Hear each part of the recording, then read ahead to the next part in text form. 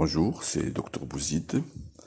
Je vais vous entretenir aujourd'hui sur les problèmes particuliers au cours de l'entrevue médicale.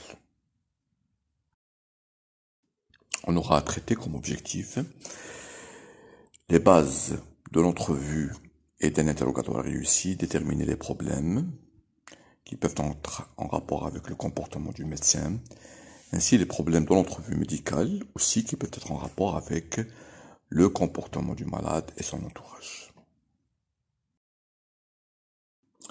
Comme introduction, l'art de la médecine repose sur la capacité du médecin à mener un interrogatoire à la fois concis et complet, afin d'assurer un examen clinique efficace avec compétence. Le but de l'entrevue médicale est que les renseignements recueillis au cours de l'entrevue servent à définir dans un premier temps le motif de consultation. Ainsi définir par la suite l'hypothèse diagnostique, diriger et guider non seulement l'examen physique, mais aussi la probabilité diagnostique et les examens complémentaires à demander dans une seconde intention.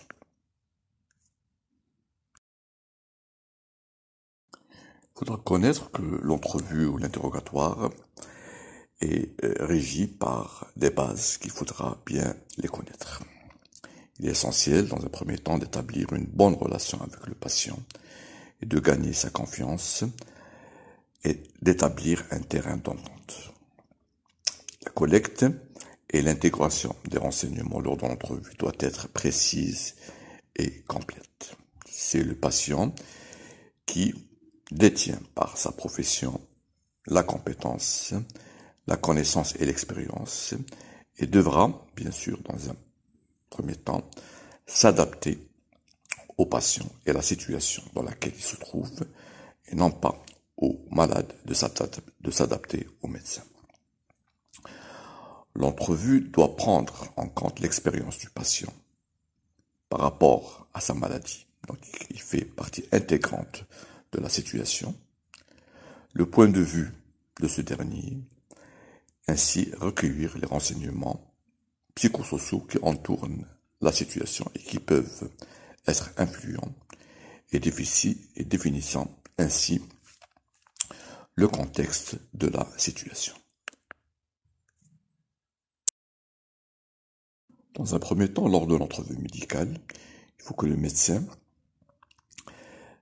ait de l'empathie vers le patient. Le médecin devra prendre en compte cette empathie et être sincère à l'égard du patient et faire en sorte que le patient se sente le bienvenu. C'est important. Il devra se mettre à la place du patient et appréhender le problème du point de vue du patient et le montrer de façon clairement accordée et sincère. Avoir de l'empathie cognitive qui consiste à comprendre les idées du patient et de l'empathie émotionnelle à partager ses émotions de façon objective pour que le patient soit au centre de l'intérêt du patient, du médecin et être compris dans toutes les dimensions de la maladie. Il faut que le médecin use de la compréhension à traiter les problèmes avec respect mutuel et montrer le soutien lorsqu'il s'agit d'une situation problématique. Ainsi, pour ce qui est de l'empathie, il faut, en dehors d'avoir senti le patient, avoir la volonté de façon sincère à coopérer avec le patient pour résoudre le problème et voir la situation comme étant non pas une situation de deux personnes différentes, mais comme un problème qu'il faudra le résoudre à deux, c'est-à-dire former une équipe ou un véritable partenariat définissant un contrat mutuel entre le patient et le médecin.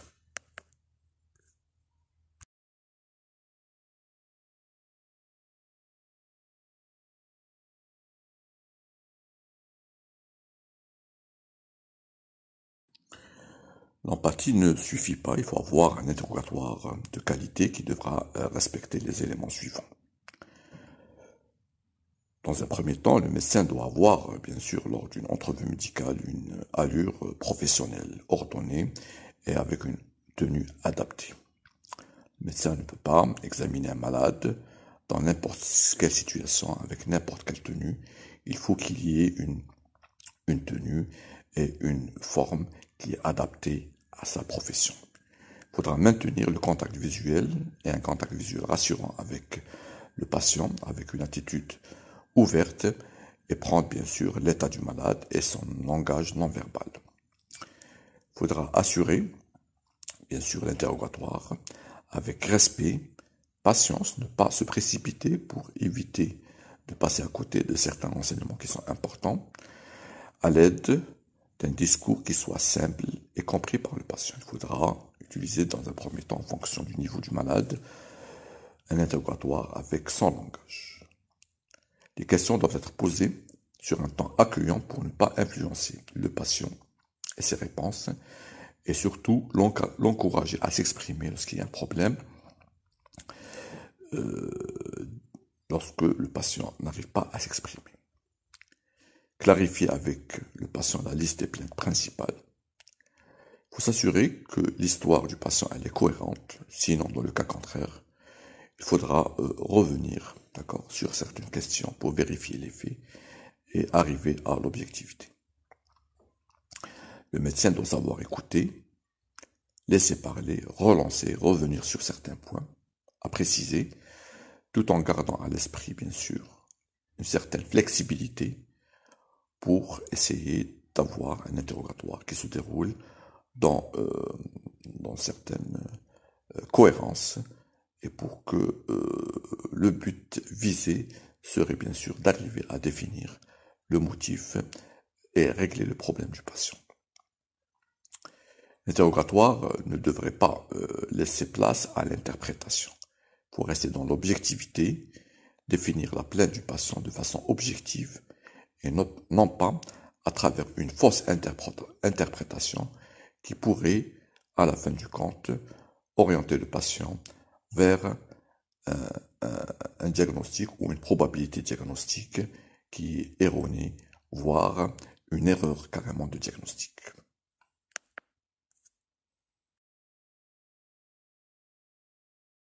Un interrogatoire bien conduit devrait aboutir à définir le motif de consultation. L'entrevue médicale a comme objectif d'établir quel est le motif de la consultation et qui représente une étape cruciale. Il s'agit bien sûr de déterminer ce que gêne le patient, ce qu'il souhaite que le médecin solutionne. C'est donc la plainte ou le symptôme. Ce n'est pas le diagnostic. Il faudra s'efforcer à définir le motif de consultation, ne pas se précipiter sur la probabilité diagnostique dans un premier temps, sans définir le motif de consultation de façon claire et essayer de l'aborder avec tous ces éléments sur le plan sémiologique.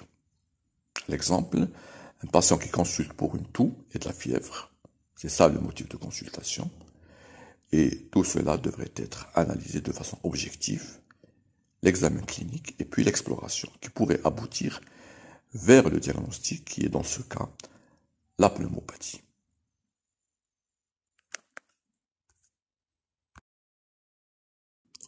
L'interrogatoire doit suivre un style de questionnement précis. Le médecin devrait commencer par des questions de type ouverte. Alors, qu'est-ce que je pourrais faire pour vous? C'est quoi la raison de votre visite? Ainsi, le malade pourrait définir la raison principale de sa consultation. Et puis, dans un second temps, s'orienter vers des questions de type fermé. Quel âge avez-vous? Quelle est votre situation matrimoniale? Est-ce que vous êtes marié ou non? Des questions un peu plus précises sur la raison de la consultation. Et par la suite, tout au long de l'entrevue, le médecin essaie d'obtenir des renseignements concernant les symptômes cliniques. Il aura abordé par la suite une série de questions liées à chaque symptôme de la maladie. Parfois, le malade peut avoir plusieurs symptômes. Essayer soit de relier les symptômes entre eux vers une seule maladie, voire parfois lorsque les symptômes sont sont différents, il faut essayer de typer chaque symptôme et poser les questions en relation. Il faudra terminer par des questions spécifiques, cela pour restreindre le champ de réflexion et avoir une probabilité diagnostique et essayer d'écarter les diagnostics différentiels. Un interrogatoire bien conduit devrait aboutir à définir le motif de consultation. L'entrevue médicale a comme objectif d'établir quel est le motif de la consultation et qui représente une étape cruciale. Il s'agit bien sûr de déterminer ce que gêne le patient, ce qu'il souhaite que le médecin solutionne. C'est donc la plainte ou le symptôme.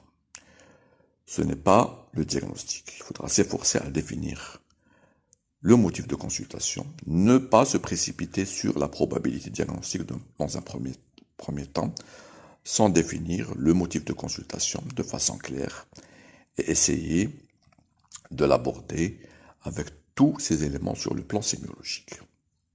L'exemple, un patient qui consulte pour une toux et de la fièvre, c'est ça le motif de consultation, et tout cela devrait être analysé de façon objective, l'examen clinique et puis l'exploration qui pourrait aboutir vers le diagnostic qui est dans ce cas la pneumopathie.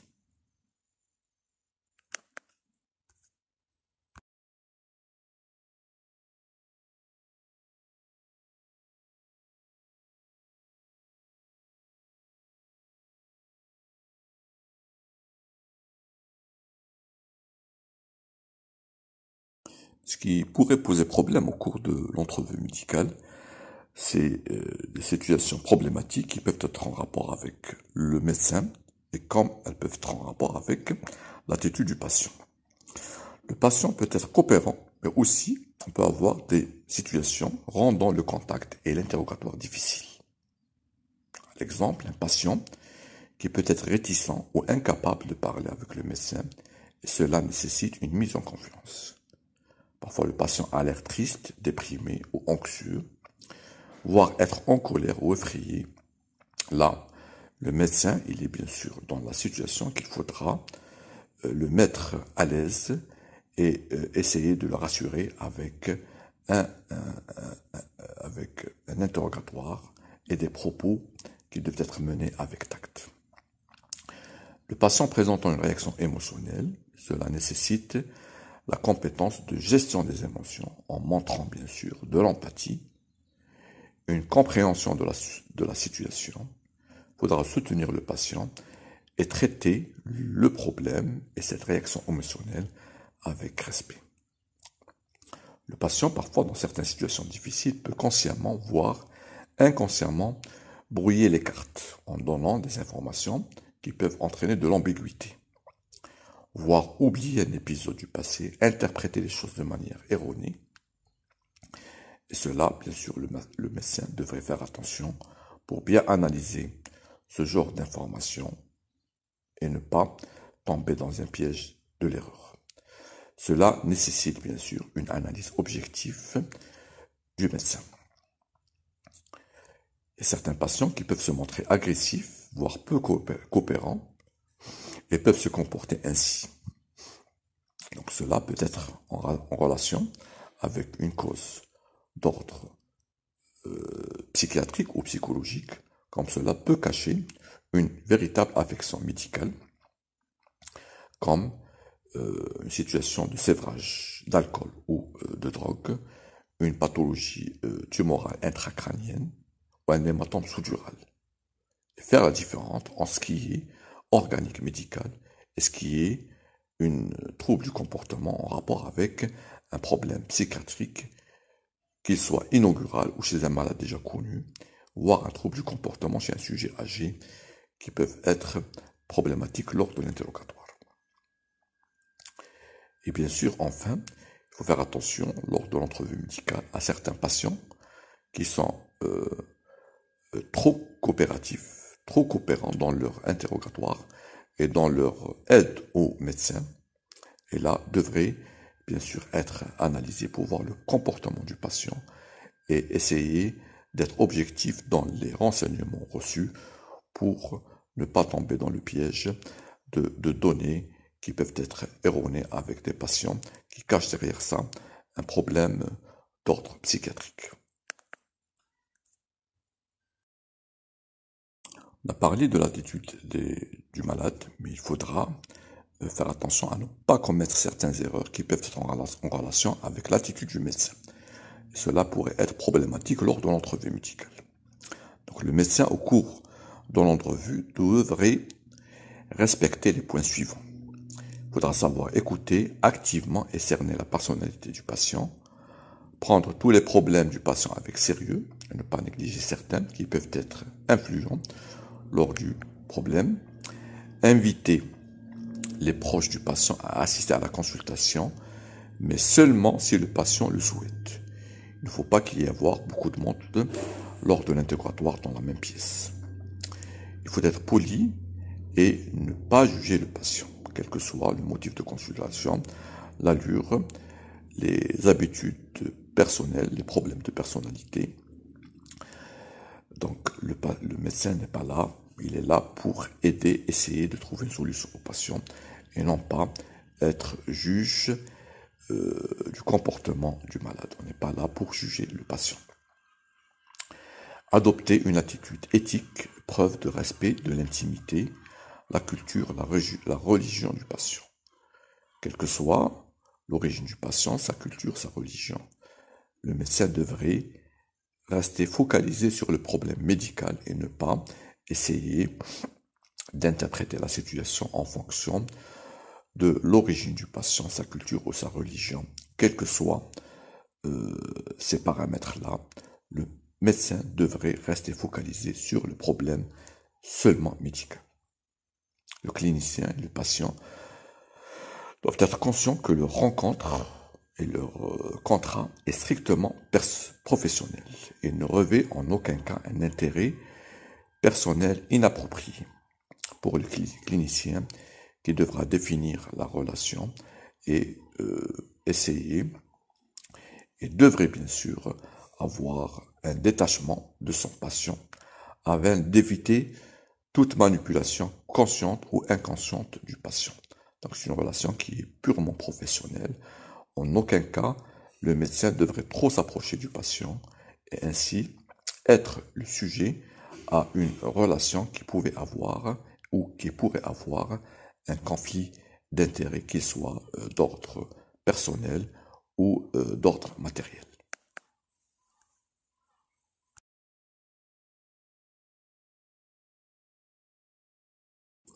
Il est fréquent que les proches accompagnent le patient lors de l'entrevue médicale. Leur attitude, parfois, peut être positive, mais attention, dans certaines situations, elles peuvent entraver cet interrogatoire. Ils peuvent aussi interrompre le patient, voire contredisent parfois certains faits. Lorsqu'un proche s'interpose entre le clinicien et le patient, l'interrogatoire devient toujours moins direct et les symptômes du patient ont l'avantage d'être susceptiblement modifiés, voire filtrés ou interprétés avant que l'information n'arrive au clinicien. Donc le médecin devrait faire la part des choses et rester focalisé sur le malade qui devrait être au centre de son intérêt et recueillir les informations, si c'est possible, qui émanent du patient lui-même.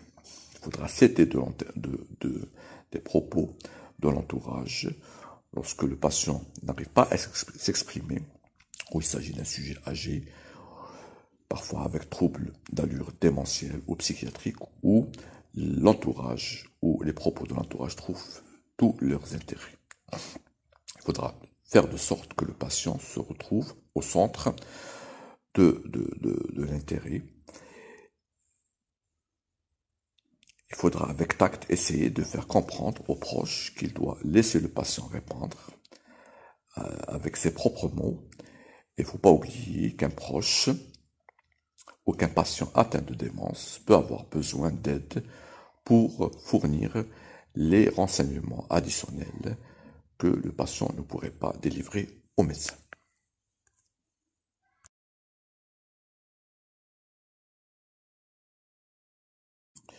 toutes ces situations problématiques en rapport avec l'entourage, avec le malade ou le médecin, peuvent aussi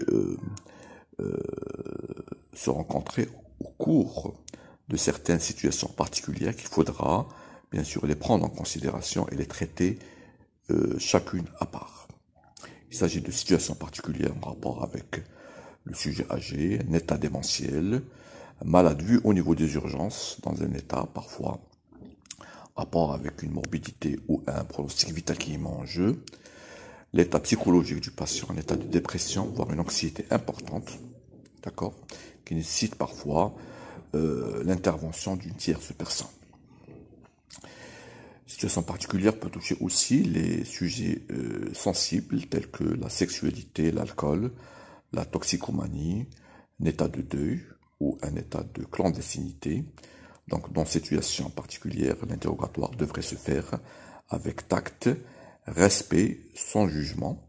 Il faut que l'interrogatoire soit mené de manière directe, avec un discours qui soit explicite, et parfois, lorsque la situation elle est problématique, on essaie d'aborder le motif de consultation et n'aborder que les paramètres ou les problèmes personnels qu'à la fin de l'interrogatoire pour ne pas entraver l'interrogatoire dès le départ.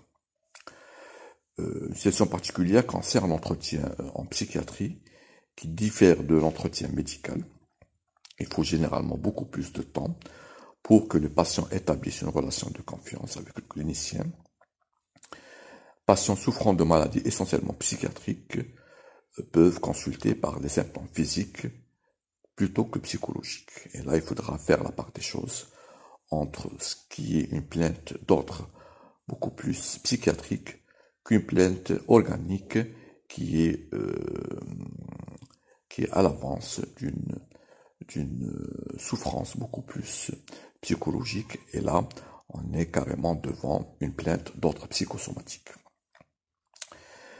Déterminer enfin l'influence possible du contexte personnel et culturel du patient sur le choix qu'il fait. Donc, comme situation particulière, il faut bien sûr faire la part des choses, et lors d'une entrevue médicale, il faut s'assurer que le médecin, bien sûr, accepte d'être consulté par tel ou tel médecin. Il arrive qu'il y ait des situations où certaines femmes peuvent refuser d'être consultées par un médecin homme de sexe opposé. Donc là, dès le départ, il faut s'assurer, surtout dans un contexte culturel parfois différent, d'avoir le consentement du malade avant d'entamer, bien sûr, un contrat de consultation entre le patient et le médecin.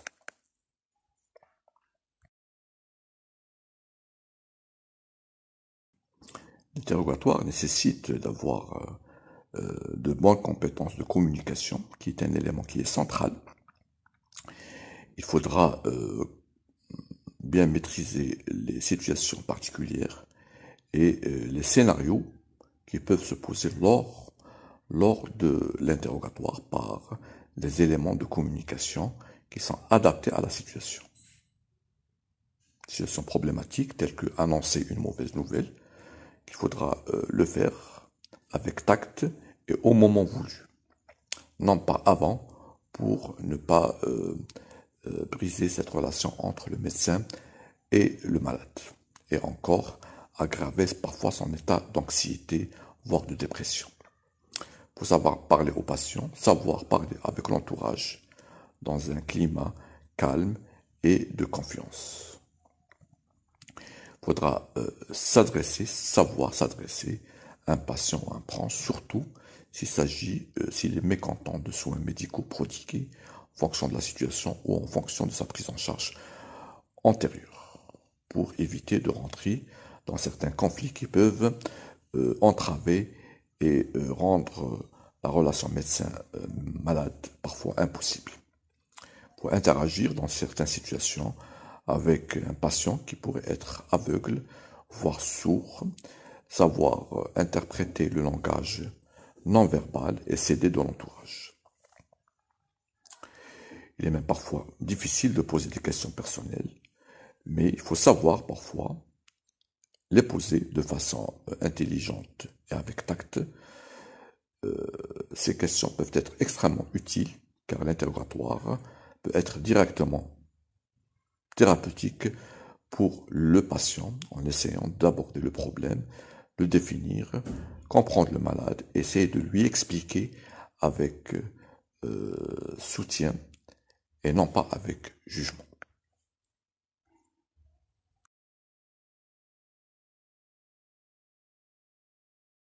Au cours de l'interrogatoire, on peut avoir quelques problèmes de l'entrevue en rapport avec la maîtrise de la langue. Il faudra interroger le patient dans la langue maternelle, qui pourrait être parfois différente de celle qui est utilisée. Et cela peut poser problème. Donc, interroger un patient qui ne maîtrise pas la langue usuelle peut être problématique, et dans ce cadre bien particulier, il faudra s'aider bien sûr d'une tierce personne, voire quelqu'un de l'entourage. Donc, si c'est le cas, il faudra s'aider d'un interprète, d'accord, soit de l'entourage, soit médical, officiel. Le recours à l'interprète rend néanmoins l'interrogatoire parfois plus difficile, voire indirect. Donc, si possible, il vaut mieux éviter de faire appel à un proche du patient comme interprète pour réduire le risque de biais et avoir une fausse interprétation.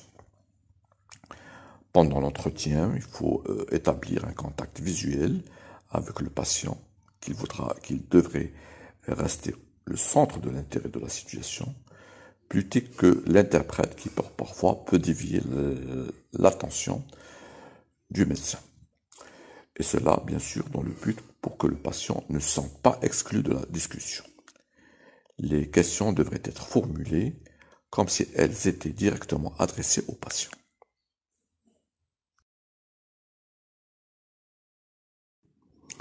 Au bout de la conférence, on pourra synthétiser les problèmes que peut rencontrer le médecin lors de l'entrevue en plusieurs points abordant bien sûr la qualité de l'interrogatoire, le type de questionnement, les problèmes que peut poser le malade lui-même, son entourage, les problèmes que peut le médecin être source et être un problème d'entrave à l'entrevue. La compétence que le médecin applique à l'entrevue comporte deux volets en synthèse, le savoir permettant de cerner les renseignements importants qui pourraient être nécessaires pour déterminer le problème du patient. Il faut qu'il ait la compréhension de ces renseignements qui devraient être adéquats et dont le but, ça sera la clarification de ces données avec un établissement de liens entre les événements. Cela devrait conduire à une synthèse avec un résumé des faits qui devrait se faire de façon objective, permettant d'avoir une conclusion qui est valide, et cela va conduire à un raisonnement clinique adéquat, permettant d'avoir une probabilité ou permettant d'avoir un motif de consultation, ainsi une probabilité diagnostique qui serait le diagnostic le plus probable, et retenir ce diagnostic, voire essayer d'avoir d'autres examens complémentaires de confirmation. Je termine en reprenant ce qu'a dit le Sir William Osler, qu'il faudra écouter attentivement le patient, il va vous donner le diagnostic. Lors de l'interrogatoire, il faudra écouter tout ce que le patient a à dire. Ne rien négliger. Ne posez pas de questions dirigées. Il faut laisser le patient s'exprimer et ne pas lui faire de suggestions. Laissez le patient s'exprimer avec ses propres mots. Ce sont les bases d'un interrogatoire bien conduit qui pourrait en fin de compte aboutir à une entrevue médicale réussie. Je vous remercie.